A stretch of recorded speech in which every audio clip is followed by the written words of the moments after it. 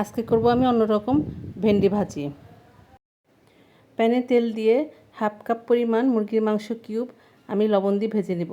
ভাজা হয়ে গেলে সাইড করে রেখে দিয়ে আমি একটা ডিম সামান্য লবণ দিয়ে আমি ঝুরি করে ভেজে নিব।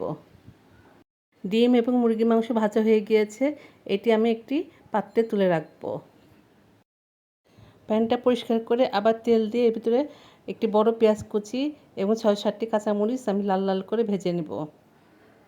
পেঁয়াজ এবং কাঁচামরিচ ভাজা হয়ে গিয়েছে, এর ভিতরে আমি ভেন্ডি কুচি এবং লবণ দিয়ে সুন্দর করে নাড়াচাড়া করে নিব।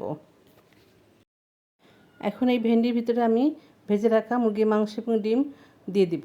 দিয়ে ভালো করে নাড়াচাড়া করে এর ভিতরে আমি প্রায় 1 টেবিল চামচ পরিমাণ সয়া সস দিয়ে আমি হাফ কাপেরও সামান্য কম পানি দিয়ে নাড়াচাড়া করে ঢাকনা দিয়ে ঢেকে রান্না করব। মাঝে মধ্যে ঢাকনা খুলে আমি একটু ভেন্ডিগুলো নাড়াচাড়া করে দিব, যাতে আবার ভেঙে না যায়। আলতো করে নাড়াচাড়া করব। ভেন্ডির পানিটা আমার প্রায় শুকিয়ে আসছে।